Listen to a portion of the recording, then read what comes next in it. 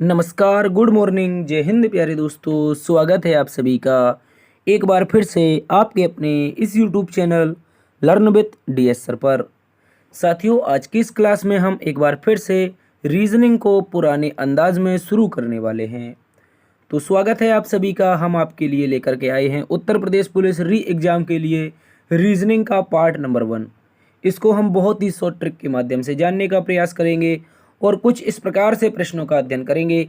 जैसे कि question number 12 आपके सामने होगा, जिसमें लिखा है कि अविवाहित, अध्यापक और पिता, ये जो 3 शब्द दिए गए हैं, इनके बीच में हमें सही वेन आरेख बताना है। इसके अतिरिक्त हम क्वेश्चन नंबर 11 देखेंगे, जिसमें लिखा है सूर्योदय का संबंध अगर सूर्यास्त से है तो उद्घाटन का संबंध किससे हो जाएगा। तो आज की ये जो क्लास रहेगी यूपी पुलिस री एग्ज़ाम के लिए बेहद ही महत्वपूर्ण रहेगी और इसका आज पार्ट नंबर 1 है, तो आप इसको बिल्कुल भी मिस मत कीजिएगा।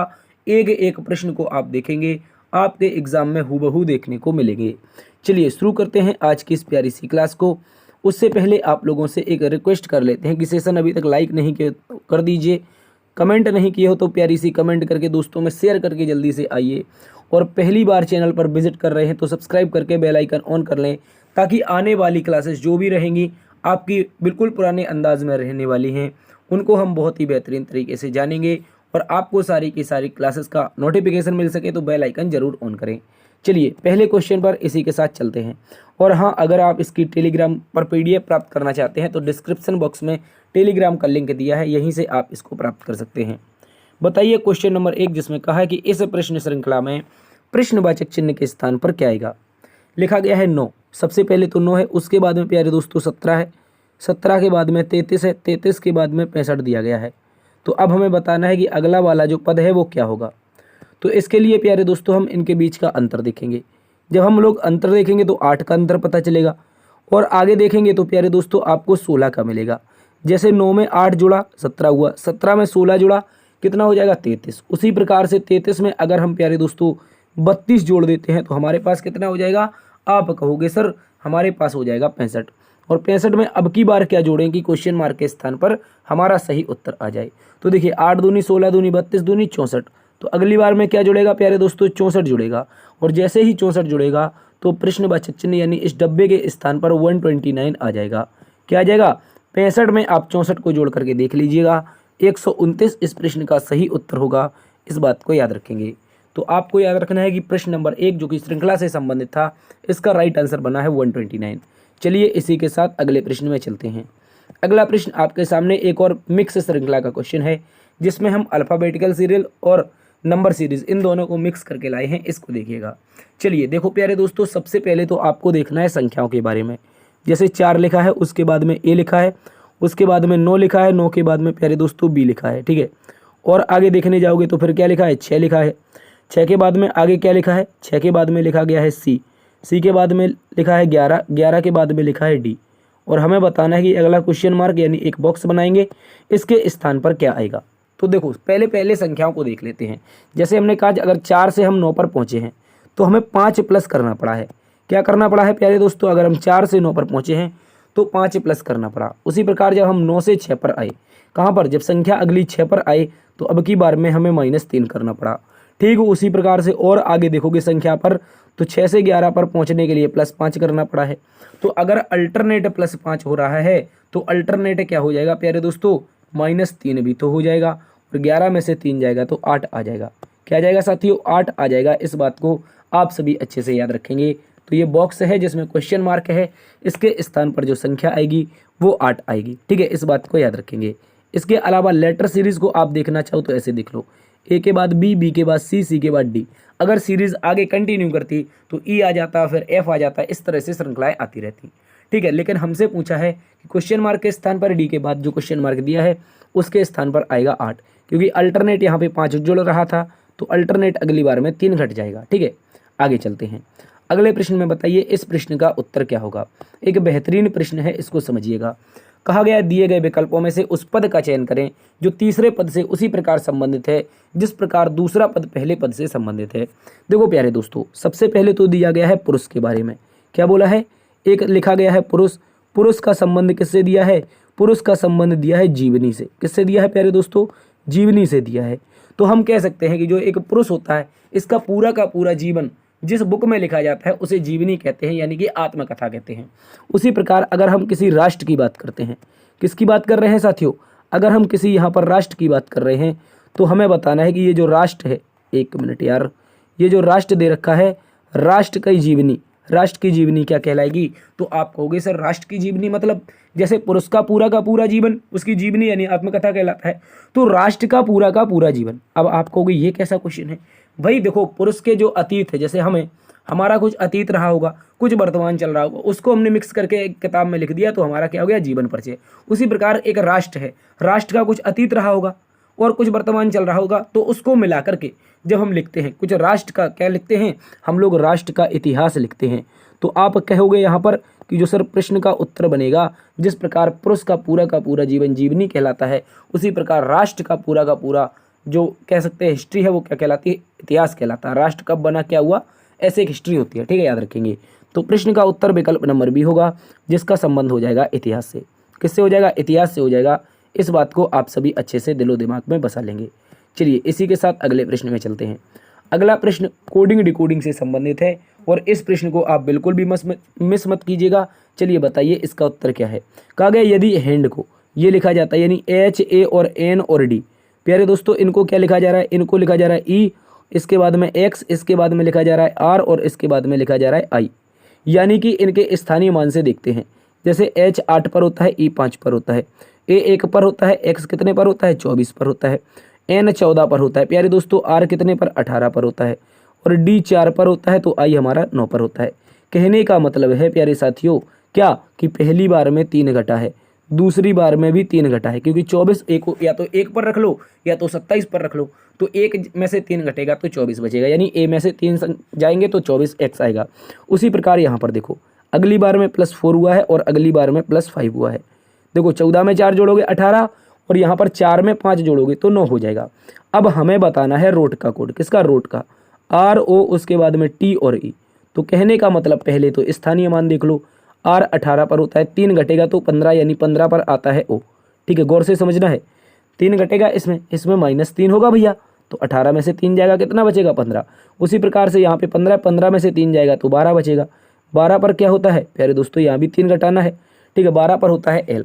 उसी प्रकार टी होता है 20 पर, टी 20 पर होता है तो इसमें अब की बार में 4 जोड़ना है, मतलब क्या हो जाएगा, एक्स हो जाएगा। उसी प्रकार ये 5 पर होता है, इसमें भी हमें 5 जोड़ना है, इसमें 5 जोड़ेंगे तो 10, 10 पर होता है जे। तो प्रश्न का जो उत्तर है ओ एल क्या बनेगा प्यारे दोस्तों, ओ एल उसके बाद में एक्स और जे, ठीक है, याद रखेंगे। ओ एल एक्स जे कहाँ पर है, ओ एल एक्स जे ऑप्शन नंबर बी में दिया है। ऑप्शन नंबर बी प्यारे दोस्तों इस प्रश्न का सही उत्तर हो जाएगा, इस बात को याद रखेंगे। चाहो तो आप पहले लेटर से भी कर सकते थे और आगे बढ़ सकते थे, लेकिन प्यारे दोस्तों आप सभी को अगर अच्छे से समझना है तो आप इसको इसी प्रकार से कोडिंग करेंगे, याद रखेंगे। चलिए इसी के साथ अगले प्रश्न में चलते हैं। अगला प्रश्न कथन और निष्कर्ष से संबंधित है। कहा गया है दोस्तों भारत में निरक्षरता मंद आर्थिक विकास का मूल कारण है, यानी कि जो भारत की निरक्षरता है, जो इलिटरेसी है, ये क्या है, मंद आर्थिक विकास का मूल कारण है। तो क्या इससे आप निष्कर्ष निकालोगे कि विकास और निरक्षरता का सीधा संबंध है। भाई सही तो कह रहा है कि जो आर्थिक विकास है उसकी निरक्षरता का मूल कारण है, लेकिन यहाँ पर आर्थिक विकास था, यहाँ पर तो केवल विकास है। बताओ क्या केवल विकास से चलाओगे या पूरा आर्थिक विकास से चलाओगे। इसके बाद बोला है भारत में आर्थिक विकास मंद है, बिल्कुल सही बात है कि मंद आर्थिक विकास का मूल कारण कथन कह रहा है, तो दूसरा तो सही है, लेकिन यहाँ पे केवल विकास आ रहा है, तो इससे क्या तात्पर्य है, क्या दूसरा सही है या केवल और केवल पहला सही है या पहला और दूसरा दोनों सही है। जल्दी से इनका आप संबंध बताएंगे। देखिए प्यारे दोस्तों इसको एक बार फिर से समझने का प्रयास कीजिए। उसने सीधा सा बोला है, क्या बोला है कि भारत में जो निरक्षरता है यानी जो इलिटरेसी है वो मंद आर्थिक विकास का मूल कारण है। तो आप कहोगे विकास और निरक्षरता का सीधा संबंध है, भाई बिल्कुल हो जाएगा। क्यों, क्योंकि आर्थिक विकास भी तो एक प्रकार का विकास ही होता है। बोलो मेरे भाई, आर्थिक विकास यानी कि जो हमारा क्या बोल सकते हैं, आर्थिक विकास को इंग्लिश में क्या कहते हैं यार, मैं इसको थोड़ा सा मिस कर रहा हूँ। आर्थिक यानी इकोनॉमिकल डेवलपमेंट, ठीक है, याद रखेंगे। इकोनॉमिकल डेवलपमेंट जो है वो डेवलपमेंट का ही हिस्सा है, यानी आर्थिक विकास का मूल कारण है। अगर निरक्षरता तो विकास और निरक्षरता में सीधा संबंध है, पहला सही है। और इसी के साथ साथ दूसरा भी सही है कि भारत में आर्थिक विकास मंद है, क्योंकि कथन कह रहा है कि मंद आर्थिक विकास का कारण क्या है, निरक्षरता है तो आर्थिक विकास भारत में कैसा है, मंद है। यानी कि दोनों के दोनों निष्कर्ष निकलते हैं। आप बोलोगे फर्स्ट और सेकंड दोनों लागू होते हैं, यानी कि आप कहोगे ऑप्शन नंबर सी सही उत्तर है। चलिए अगले प्रश्न में आ जाइए। अगला प्रश्न एक बेहतरीन प्रश्न है। इस प्रश्न में आप लोगों से कहा गया है उस विकल्प को चुनें जो तीसरे पद से उसी प्रकार संबंधित है जिस प्रकार दूसरा पद पहले पद से संबंधित है। यानी कि सीधा सा बोला गया है कि जो सूर्योदय है, जो मेरे प्यारे दोस्तों सूर्योदय है, क्या बोला है, जो सूर्योदय है इसका संबंध किससे है। आप कहोगे सर इसका संबंध है सूर्यास्त से। किससे है, सूर्यास्त से है। तो आपको ये बताना है कि उद्घाटन का संबंध किससे होगा। बताओ भैया, इतना सरल क्वेश्चन है, इसको तो आप लोग बता ही सकते हो। मेरी बात को समझो, जैसे सुबह सूर्योदय होता है तो शाम को क्या होता है, सूर्यास्त होता है। उसी प्रकार से ये क्या है, एक दूसरे के अपोजिट है। बात को समझना है, ये क्या है, सूर्योदय सूर्यास्त का विलोम शब्द है। उसी प्रकार अगर हम किसी चीज़ का उद्घाटन कर रहे हैं, जैसे मैंने कहा मैंने एक नई शॉप खोली, मैं उसका उद्घाटन कर रहा हूँ। अगर मेरी शॉप नहीं चली तो मैं उसका अपोजिट क्या करूँगा, उसका समापन कर दूंगा। क्या कर दूंगा, अगर मेरी शॉप नहीं चली तो मैं उसका क्या कर दूंगा, समापन। तो प्रश्न का जो उत्तर बनेगा वो बनेगा प्यारे दोस्तों option number B. Option number B इसका सही उत्तर हो जाएगा। याद रखेंगे, उद्घाटन का जो अपोजिट बनता है क्या है, उद्घाटन का जो अपोजिट बनता है वो क्या बन जाएगा, ऑप्शन नंबर बी। आगे आ जाइए। अगले प्रश्न में कहा गया है, एक और कोडिंग डिकोडिंग का बेहतरीन सा क्वेश्चन है, ये मिक्स टाइप में है। कहा गया है अगर मम्मल को ये लिखा जाता है तो रेप्टाइल का कोड क्या होगा। देखो प्यारे दोस्तों, मम्मल नहीं है ये प्यारे दोस्तों, लिखा है मैमल। ठीक, क्या लिखा है, मैमल। एक प्रकार के हाथी होते थे प्राचीन काल में, और ये मैमल है। ये मैमल का कोड क्या है, 13 है। इसके बाद में 1 है, फिर क्या है 13 है, फिर से 13 है, और फिर क्या है 1 है और 12 है। अगर आप गौर से इनको देखें तो क्या इनके सीधे सीधे स्थानीय मान नहीं लिखे हैं, बोलो भैया। आप कहोगे M13 पर, A1 पर और L12 पर, ये सीधे के सीधे स्थानीय मान लिखे हैं। तो अब हमें तो आसान हो गया, रेप्टाइल का कोड बताना। किसका कोड भैया, रेप्टाइल का। लिखो REP, क्या हो जाएगा REP, उसके बाद में TIL और E। यानी हम लास्ट को चेक कर लें, लास्ट में 5 आएगा। शुरुआत को चेक कर लें, शुरुआत में 18 आएगा। लेकिन भैया ऑप्शन नंबर सी तो ऐसा नहीं है, तो गलत हो गया। अब भाई हमें क्या करना है, अब हमें फर्स्ट से थर्ड चेक करना है। गौर से समझो, सेकंड पर हमारा ई है तो 5 पर आएगा, थर्ड पर पी है तो 16 पर आएगा। यानी थर्ड पर 16 होना चाहिए, 20 वाला गलत हो जाएगा। इसके बाद टी कितने पर होता है, 20 पर।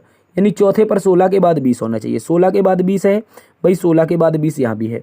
इसके बाद में 9 है, अर्थात कुछ तो गड़बड़ है भाई। क्या ऑप्शन नंबर ए और डी दोनों एक जैसे हैं? मुझे एक बार कन्फर्म करके बताओ, क्या ऑप्शन नंबर ए और डी एक जैसे हैं? बोलो भैया, एक बार फिर से चेक करते हैं।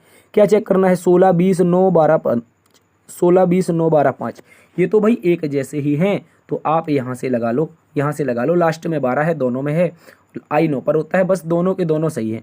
यानी कि ए और डी यहाँ पर एक जैसे टाइप हो गए हैं प्यारे दोस्तों। A and D both are right होंगे, इस बात को आपको याद रखना है। 18 5 16 20 9 12 5 आपका सही उत्तर हो जाएगा option number A and D. ठीक है, याद रखेंगे। अगले प्रश्न में आ जाओ।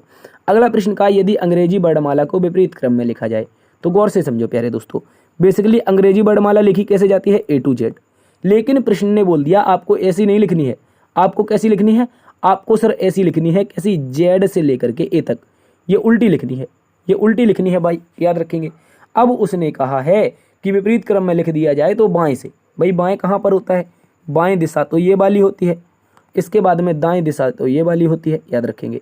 तो प्यारे दोस्तों बोला है बाएं से, यानी लेफ्ट से 19वां अक्षर है के बाएं, यानी कि के बाएं कौन सा, 7वां बताना है। बता सकते हो, बताओ। बाएं से 19वें के बाएं 7वां, यानी इसी तरफ से 19 और इसी के बाएं 7वां बताना है। तो बता सकते हो आपको कि हाँ। देखो गौर से समझो, लेफ्ट मैंने कई बार बताया है, एक जैसे आ जाते हैं। जब एक जैसे आ जाते हैं तो प्यारे दोस्तों हमेशा घटाव होता है। अगर उल्टे आ जाएं, लेफ्ट राइट आ जाए या राइट लेफ्ट आ जाए, तो ये अपोजिट आए हैं, तो ऐसी स्थिति में हमेशा जोड़े जाते हैं। लेकिन हमारी कंडीशन कैसी है, हमारी कंडीशन तो लेफ्ट और लेफ्ट की है, यानी पहली वाली। तो क्या होगा, घटेगा तो पहले को पकड़ के घटाएंगे। लेफ्ट से आएगा 19 में से जाएगा 7 तो बचेगा 12, यानी कि लेफ्ट से 12। अब लेफ्ट कौन है, मतलब बाएं वाला दिशा। हमें अंग्रेजी वर्णमाला ये वाली दी गई है उल्टी, ठीक है, याद रखेंगे। ये अंग्रेजी वर्णमाला हमको दी गई है और इसमें हमें बाएं से, इस दिशा से बताना है 12वें नंबर पर कौन होगा। भाई आप कहोगे जेड से लिखा है 12वें नंबर पर, कन्फ्यूजन हो रही है। लेकिन सर कन्फ्यूजन नहीं होगी, क्यों नहीं होगी, मैं कह रहा हूँ 27 में से 12 घटा के लिख लो भाई, आसान है। गौर से समझो, मैंने कहा अगर हमें इस दिशा से बनाना है दाएं से, क्योंकि अंग्रेजी वर्णमाला उल्टी लिखी है, दाएं से बनाएंगे तो आसान हो जाएगा। और यहाँ से बताएंगे 12वें नंबर पर तो एल आ जाता है। लेकिन अभी क्या है, हमें तो 12वां बाएं से बताना है। तो आप कहोगे इसको कन्फर्म करो, इसको कन्वर्ट करो। कन्वर्ट करने के लिए इसको 27 में से अगर राइट में कन्वर्ट करेंगे तो 27 में से हमें क्या घटाना पड़ेगा 12, और राइट से अब हमारा आएगा 15। तो आप कहोगे राइट से 15 अर्थात दाएं दिशा से, और दाएं दिशा कौन सी है, ये वाली दिशा से। ये वाली दिशा ए से शुरू करते हैं तो बी सी, इस तरह से 15वें नंबर पर कौन सा लेटर आता है, उस लेटर का नाम है प्यारे दोस्तों ओ, और ये ओ हमें दे रखा है ऑप्शन नंबर बी में। ऑप्शन नंबर बी इस प्रश्न का सही उत्तर हो जाएगा, इसको याद रखेंगे। देखो एक बार फिर से समझो, अंग्रेजी वर्णमाला विपरीत क्रम में लिखी है, ए से जेड नहीं लिखी है, ये नहीं लिखी है, लिखी कौन सी है, ये वाली। तो अब हमें लेफ्ट से 19 के लेफ्ट 7 बताना, मैंने कहा एक जैसे आए हैं घटा दो, सीधा लेफ्ट से 12। अब हमें क्या करना है, इसको बाएं दिशा से बताना है, लेकिन अंग्रेजी वर्णमाला उल्टी लिखी है तो बाएं से बताना थोड़ा कठिन हो जाएगा। या तो आप जेड से लेकर के पूरी वर्णमाला उल्टी लिख लो, उसके बाद 12वें पर गिनो जेड की तरफ से, लेकिन आप ऐसा ना करके सीधा कर लो कि आपको राइट बना लो। इसको राइट बनाने के लिए 27 में से 12 घटाओ, राइट से आ जाएगा 15, और हमें पता है कि अंग्रेजी वर्णमाला उल्टी लिखी है तो राइट में हमारा ए होगा, और उसी दिशा से जब 15वें पर चलेंगे ए से 15वें पर आता है ओ, ऑप्शन नंबर बी इसका सही उत्तर हो जाएगा, याद रखेंगे। आगे चलते हैं, अगला प्रश्न एक बेहतरीन सा क्वेश्चन है, और ये क्वेश्चन आपका डायरेक्शन और डिस्टेंस से है। कहा गया है एक मनुष्य मोपेड पर एक स्थान से दक्षिण की ओर चलता है, यानी कि एक व्यक्ति है वो कहीं यहाँ पर खड़ा है, यहाँ से वो बंदा दक्षिण की ओर चल रहा है, और कितनी दूरी तय कर रहा है, वो बंदा 4 किलोमीटर की दूरी तय कर रहा है। कह रहा है एक मनुष्य मोपेड पर एक स्थान से दक्षिण की ओर 4 किलोमीटर की सवारी करता है। कह रहा है बाईं ओर घूमता है, भैया दक्षिण की ओर मुख है और बाईं ओर घूमना है तो भाई कहाँ पर जाएगा, वो जाएगा पूर्व की दिशा में, और 2 किलोमीटर की यात्रा करता है, बाईं ओर मुड़कर 2 किलोमीटर की सवारी करता है।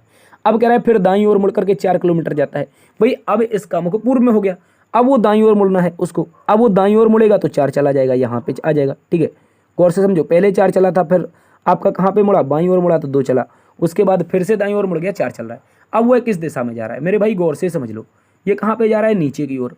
और हमें सभी को पता है कि दिशाएं कुछ इस प्रकार से होती हैं, यहाँ पर होती है ईस्ट, उल्टे हाथ की तरफ होती है वेस्ट, खोपड़िया की तरफ होती है क्या भैया साउथ, नहीं नॉर्थ होती है, खोपड़िया की तरफ नॉर्थ और पैरों की तरफ साउथ।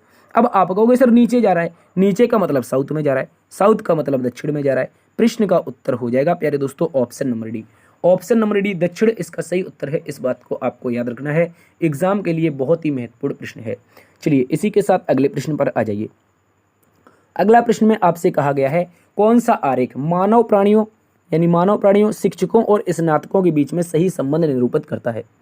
यानी सबसे पहले तो हमें मानव प्राणी देखने हैं, तो भाई बताओ क्या मानव प्राणी शिक्षक बनते हैं, आप कहोगे हाँ, गधा, जानवर, घोड़ा, बकरी, घास ये थोड़ी ना बनते हैं। मानव वाले जो प्राणी होते हैं, जो ह्यूमन बींग होती है, वही तो टीचर बनते हैं, और वही लोग स्नातक करते हैं। आपने कभी किसी कुत्ते को स्नातक करते हुए देखा है? हाँ, वो बात अलग है, कोई अमीर रुपए के दम पर अमेरिका जैसे देशों में कुत्तों को स्नातक करवा दे, वो अलग बात है। लेकिन हम मानव प्राणियों की अगर बात कर रहे हैं तो वो टीचर भी बनते हैं, स्नातक भी बनते हैं। तो हम सबसे पहले एक आरेख बनाएंगे जो किसके लिए आएगा, ह्यूमन के लिए आएगा। किसके लिए, जिसे हम मानव प्राणी भी कह सकते हैं, एमपी के नाम से डिनोट कर सकते हैं। इसके अलावा मानव प्राणियों में क्या स्नातक करने वाले आएंगे, बताओ हाँ बिल्कुल आएंगे। क्या शिक्षक आएंगे, आप कहोगे हाँ। मुझे बताओ क्या शिक्षक और स्नातक का संबंध होगा, आप कहोगे बिल्कुल हो सकता है, क्योंकि जो स्नातक वाले व्यक्ति होते हैं वो भी कुछ ऐसे व्यक्ति होते हैं, जो स्नातक के कुछ व्यक्ति होते हैं वो क्या होते हैं, कुछ टीचर होते हैं। बोलो भाई, जो स्नातक के कुछ व्यक्ति होते हैं ये स्नातक वाले ये क्या बन जाते हैं, टीचर बन जाते हैं। तो आप कहोगे कुछ इस प्रकार से आरेख, एक सबसे बड़ा उसके अंदर 2 क्रॉस करते हुए, तो ऐसी कहीं आकृति आपको दिखाई दे रही है, आप कहोगे बिल्कुल सर ऑप्शन नंबर ए में दिखाई दे रही है। तो मैं कहूँगा भैया कुछ भी नहीं सोचना है, आपको केवल ऑप्शन नंबर ए पर टिक कर देना है। मानव प्राणी शिक्षक और स्नातकों के बीच का जो सही वेन आरेख है वो प्यारे दोस्तों ऑप्शन नंबर ए बनेगा, और आपको याद रखना है एग्जाम में 100% ये प्रश्न छपेगा, याद रखेंगे। अगले प्रश्न में आ जाओ। अगला प्रश्न बोला गया है निम्नलिखित में से कौन सा आरेख अविवाहित अध्यापक और पिता को सूचित करता है। यानी अविवाहित भी होना चाहिए, अध्यापक भी होना चाहिए और पिता भी होना चाहिए। तो इसके लिए कौन सा आरेख बना दे, तो मुझे बताओ अध्यापक का संबंध क्या अविवाहित से हो सकता है, बोलो। पहले मुझे ये बताओ कि जो अविवाहित हैं वो क्या अध्यापक हो सकते हैं, हाँ बिल्कुल। हम जैसे कुंवारे लड़के बिल्कुल टीचर बन सकते हैं, बोलो भाई। आप कहोगे हाँ सर। क्या पिता अध्यापक हो सकते हैं, आप कहोगे हाँ सर, पिता भी अध्यापक हो सकते हैं। क्या पिता अविवाहित हो सकते हैं, मुझे ये बताओ। भैया आप कहोगे सर पगला गए हो क्या, बिना शादी के यहाँ हमारे कोई पिता बनता ही नहीं है। जब शादी होगी, उसकी पत्नी होगी, उसके बाद उनकी विभिन्न क्रियाओं के माध्यम से एक बच्चा बनेगा, ठीक है। तो इस प्रकार से आप कहोगे पिता तो तभी बनता है लोग जब उसकी शादी हो जाती है। तो अविवाहित सबसे पहले याद रखना है अनमैरिड, इसको हम कुछ इस प्रकार से यहाँ पे रिप्रेजेंट कर रहे हैं। ये अनमैरिड हो गया, ये क्या बन जाएगा, इसका कुछ पार्ट हमारा टीचर में आ जाएगा यानी अध्यापक में। लेकिन याद रखना है अध्यापक का कुछ पार्ट हमारा क्या हो जाएगा, फादर हो जाएगा, याद रखेंगे। जैसे हमने कहा ये अध्यापक हैं, ये क्या है, ये अध्यापक हैं। ये क्या है, कुछ अध्यापक क्या है, पिता हैं, याद रखेंगे। कुछ अध्यापक पिता हैं और कुछ अध्यापक क्या हैं, अविवाहित हैं, याद रखेंगे। क्या हो जाएंगे, कुछ अध्यापक अविवाहित यानी अनमैरिड हो जाएंगे, याद रखेंगे, बहुत इंपॉर्टेंट है। तो कुछ इस प्रकार से आरेख आएगा, पहला यहाँ पे, दूसरा यहाँ पे, तीसरा यहाँ पे। ऐसा आरेख कहीं दिखाई दे रहा है? आप कहोगे हाँ सर ऑप्शन नंबर ए में ये भी दिखाई दे रहा है। तो आप बोलोगे कि 10 नंबर और 11 नंबर दोनों का जो उत्तर बना है वो मेरे प्यारे दोस्तों बना है ऑप्शन नंबर ए। याद रखेंगे ऑप्शन नंबर ए इसका सही उत्तर है। ये अविवाहित अध्यापक और पिता को यही रिप्रेजेंट कर पाएगा। आगे चलते हैं। अगले प्रश्न में बोला है निम्नलिखित में से कौन सा एक शेष शब्द से भिन्न है, बताइए। यहाँ पर ऐसा कौन सा विकल्प है जो सब शेष से भिन्न है? तो आपको केरल क्या है प्यारे दोस्तों, एक प्रकार का स्टेट यानी हमारे भारत का एक प्यारा सा राज्य है। कर्नाटक की बात करें तो कर्नाटक भी एक बहुत ही प्यारा राज्य है अपने भारत का। आंध्र प्रदेश की बात करें, आंध्र प्रदेश भी अपने भारत का ही एक प्यारा सा राज्य है, तटीय राज्य। अगर मैं जम्मू की बात करता हूँ तो जम्मू क्या है? आप कहोगे जम्मू तो एकमात्र जिला है। क्या है प्यारे दोस्तों? ये जम्मू एक जिला है जो कि जम्मू एंड कश्मीर में पड़ता है। कहाँ पर? जम्मू एंड कश्मीर में पड़ता है। जम्मू एक जिला है, याद रखेंगे। तो ऑप्शन नंबर डी क्या होगा? यहाँ पर अन्य सभी से विषम हो जाएगा, भिन्न हो जाएगा। Option number D question number 12 का एकदम सटीक उत्तर बनेगा। अगले प्रश्न में आ जाओ प्यारे दोस्तों। अगले प्रश्न में कहा उस विकल्प आकृति की पहचान करें जो समस्या आकृतियों के क्रम को जारी रखे।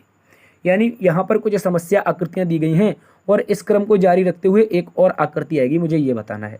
तो क्या आप बता पाओगे? जल्दी से बताओ। आप कहोगे हाँ सर। देखो सबसे पहले तो इसको जोड़ करके एक बॉक्स सटा दो। यहाँ पे आप जैसे ही एक बॉक्स सटाओगे उसके अंदर हमें एक और बॉक्स बनाना पड़ेगा, ठीक है, याद रखेंगे। कुछ मैंने एक ये बॉक्स बनाया और ये बॉक्स में कुछ ना कुछ हेरा फेरी चलेगी। जैसे मैंने कहा पहले यहाँ पर कुछ लाइनें थी तो उसने ये वाली लाइन को काट दिया। गौर से समझना है कौन सी लाइन?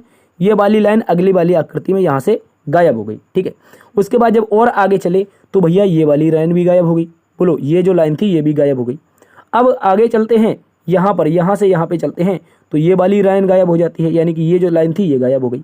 अब आप कहोगे जब ये लाइन गायब हो गई तो सर अब की बारी इसकी है। बोलो अब की बारी इस लाइन की है। तो आप कहोगे कुछ इस प्रकार से बनना चाहिए, केवल और केवल कुछ इस प्रकार से बनना चाहिए। और इस प्रकार से मेरे प्यारे दोस्तों जो ऑप्शन है वो डी नंबर में है।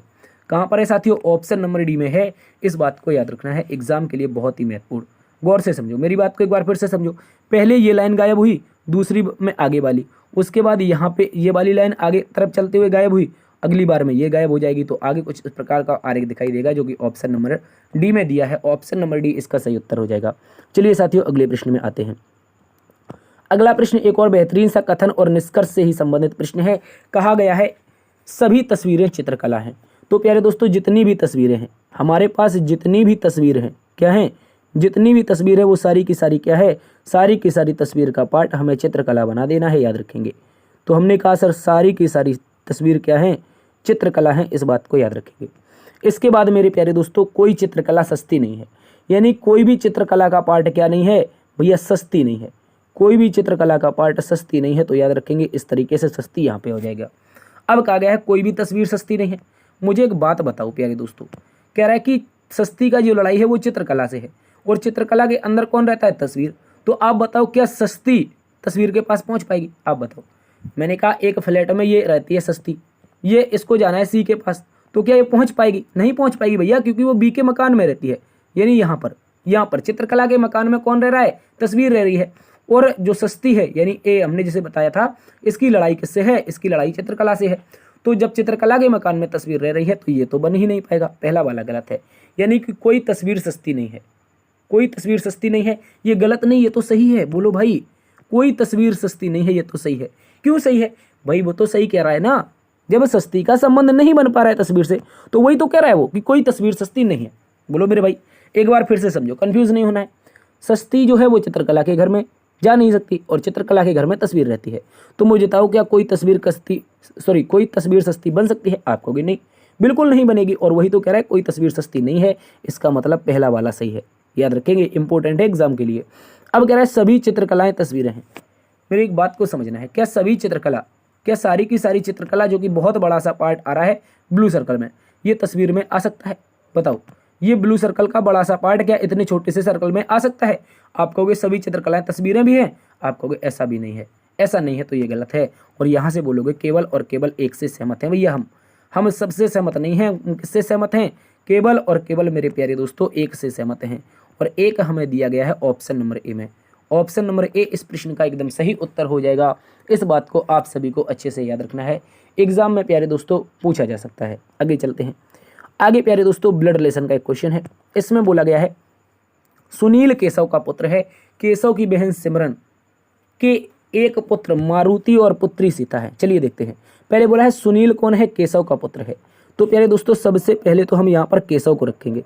गौर से आपको समझना है, मेरे पास एक केशव नाम का लड़का है। एक मिनट यार, एक मेरे पास केशव नाम का लड़का है, इसका पुत्र कौन है, इसका पुत्र सुनील है। याद रखेंगे सुनील जो है वो केशव का पुत्र है, ठीक है। अब बोला केशव की बहन सिमरन, केशव की बहन कौन है प्यारे दोस्तों, याद रखेंगे सिमरन। सिमरन बहन है तो माइनस लगा देंगे। बोला है का केशव की बहन सिमरन के पुत्र मारुति और पुत्री सीता है, यानी इस सिमरन का एक पुत्र है एक पुत्री है, यानी पुत्र कौन है, मारुति है, याद रखेंगे। और पुत्री कौन है, पुत्री प्यारे दोस्तों सीता है, याद रखेंगे। तो सीता के ऊपर माइनस, चूंकि लड़की है लड़के के लिए प्लस लगाते हैं। प्रेम मारुति का मामा है प्यारे दोस्तों, जो प्रेम है वो मारुति का मामा है। तो मारुति का मामा, M4 मारुति का मामा कैसे बनेगा, जब प्रेम सिमरन का भाई हो। सिमरन का भाई हो कौन, प्रेम। तो हम लिखेंगे यहाँ पर भाई किसका होगा, ये सिमरन का भाई होगा प्रेम, याद रखेंगे। अब एक बात समझना है, कहा गया सुनील का मारुति से क्या संबंध है। सुनील कहाँ पर है, हमने कहा था S4 सुनील, ये रहा, ये सुनील था प्यारे दोस्तों। सुनील का मारुति से आप बोलोगे ये मेरे पप्पा, पप्पा की बहन, पप्पा की बहन कौन हो जाएगी, सिमरन। और मतलब इसकी बुआ, बुआ का लड़का कौन होगा, बुआ का लड़का तो भाई होता है, लेकिन वो कैसा भाई, ये तो गड़बड़ है रे बाबा, ये तो गड़बड़ है। और से समझो एक बार फिर से देखो, यहाँ पे मैं कलर एक बार चेंज कर लेता हूँ। कह रहा है कि सुनील केशव का पुत्र है, तो केशव का पुत्र यहाँ पे हो गया हमारा सुनील। अब कह रहा है केशव की बहन सिमरन है, तो केशव की बहन मैंने सिमरन बनाई। सिमरन के पुत्र मारुति, सिमरन के एक पुत्र मारुति और पुत्री सीता है, तो पुत्र मारुति तो ये रहा और पुत्री सीता यहाँ पे हो जाएगी। अब कह रहा है प्रेम मारुति का मामा है। मारुति का मामा प्रेम कैसे बना, जब वो सिमरन का भाई बन गया, तो ये प्रेम हमारा क्या हो गया, ये प्रेम सिमरन का क्या हो गया, भाई हो गया। अब कह रहा है सुनील का मारुति से क्या संबंध है, सुनील का मारुति से फुफेरा भाई में संबंध होना चाहिए। कैसे होना चाहिए भैया, ये होना चाहिए, ओहो सुनील का मारुति से, ये तो गड़बड़ है।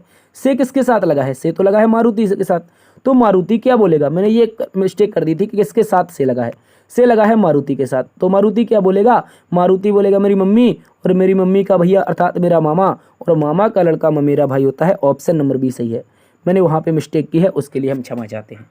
ममेरा भाई एकदम सही उत्तर है प्यारे दोस्तों, इस बात को याद रखना है। आगे चलते हैं। आगे कोडिंग डिकोडिंग का एक बेहतरीन सा क्वेश्चन दिया है, इसको समझिए। कहा गया है अगर केडजी को एक कोड भाषा में ये लिखा जाता है तो उसी कोड भाषा में लाइट का कोड क्या होगा। तो प्यारे दोस्तों सबसे पहले तो आपको देखना होगा केडजी, KED, उसके बाद में G और Y, ये प्यारे दोस्तों रहा केडजी। अब इसको गौर से समझो, इसको गौर से समझना है। इसको लिखा गया है E, एक मिनट, इसको क्या लिखा गया है, इसको लिखा है E, उसके बाद में K, उसके बाद में D, इसके बाद में Y और G, इस तरह से लिखा है। यानी कि अगर आप गौर से देखो तो इनकी क्रॉस पैटर्न में कोडिंग की गई है। किस में की गई है भैया, क्रॉस पैटर्न में कोडिंग की गई है। तो मैंने कहा अब हमें तो लाइट का बताना है, LIGH और T, इसका बताना है। तो क्रॉस पैटर्न में पहले सीधा बीच वाले को सीधा रखो और आसपास के क्रॉस कर दो। बोलो भाई, बीच वाले को सीधा रखो, आसपास के क्रॉस कर दो। तो I से शुरुआत, L बीच में, उसके बाद G, और यहाँ पे क्रॉस करोगे तो T और H, इस तरह से होना चाहिए। इसका उत्तर बनेगा ILGTH। ये कहीं पर दे रखा है ILGTH, बोलो भाई कहाँ पर दे रखा है ILGTH। मुझे लग रहा है कि ऑप्शन नंबर दिया है सी में, ILGTH ऑप्शन नंबर सी में है, तो इसका सही उत्तर बनेगा ऑप्शन नंबर सी। उम्मीद है प्यारे दोस्तों ये प्रश्न आप समझे होंगे। तो फिलहाल आज की क्लास में इतना ही रखते हैं। पुराने अंदाज में रीजनिंग शुरू कर दी है मैंने। आप लोगों की डिमांड थी कि सर आप रीजनिंग पर ध्यान दीजिए, ये सारे सब्जेक्ट मत पढ़ाइए। भाई अगर आपको लगता है, आप चाहते तो हम फिर से उन प्रैक्टिस सेट को शुरू कर देंगे, ठीक है भाई। उम्मीद है पसंद आई होगी, तो पसंद आई है तो लाइक शेयर सब्सक्राइब करना बिल्कुल भी ना भूलें। अपने दोस्तों में ज़्यादा से ज़्यादा सेशन जरूर शेयर करें।